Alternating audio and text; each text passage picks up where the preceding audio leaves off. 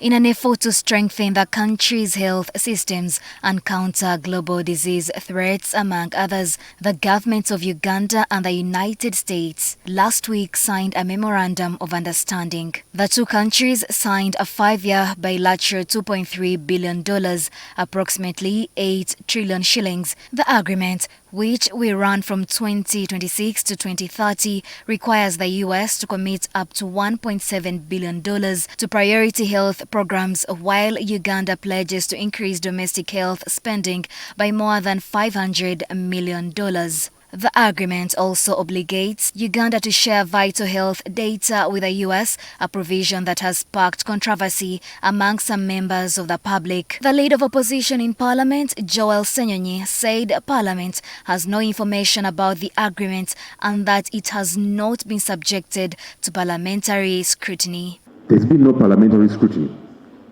There are concerns about data protection, medical data and so on.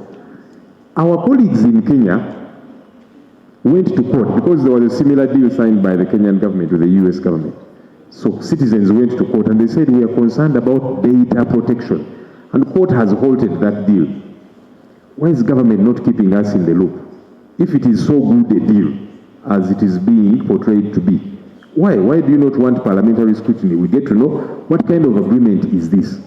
What is therein? So that we are brought up to speed. Right Honorable Speaker, I just have a challenge. I just have a challenge.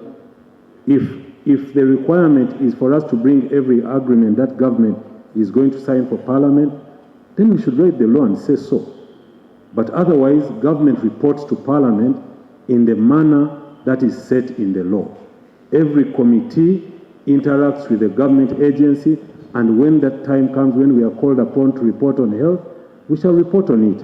But what I can assure you, Right Honorable Speaker, is that, and Honorable colleagues, is yes, government did sign an agreement, and yes, the agreement is in place, and it is within the law. Ssenyonyi called for transparency, saying that if the agreement is good for the country as portrayed, it should be presented before Parliament for scrutiny on behalf of the people they represent.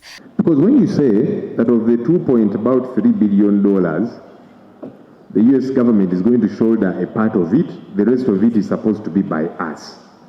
So you have gotten us into that agreement without us crossing every T and dotting every I. Where is this money going to be found? Because what that means is we have to look for the money. We, Uganda, either borrow as we normally do. Even today we are going to be here borrowing. Or to say, the taxman, collect this much and that kind of thing. That's why I think it's prudent that Parliament is not at the tail end, because we are always here planning together, budgeting together, because of that fiscal obligation on us as a country, and it begins here.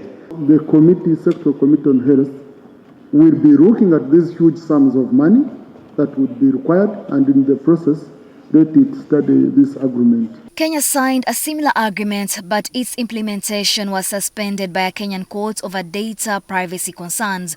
The suspension followed a case filed by a consumer rights lobby seeking to stop the alleged transfer and sharing of Kenyans' personal data under the agreement. Last week, during the signing of the MOU, Minister of Health Dr. Jane Ruth Acheng said Uganda is not sharing raw data with anyone, but only aggregated health data. The negotiations on data sharing was very tough and very stringent.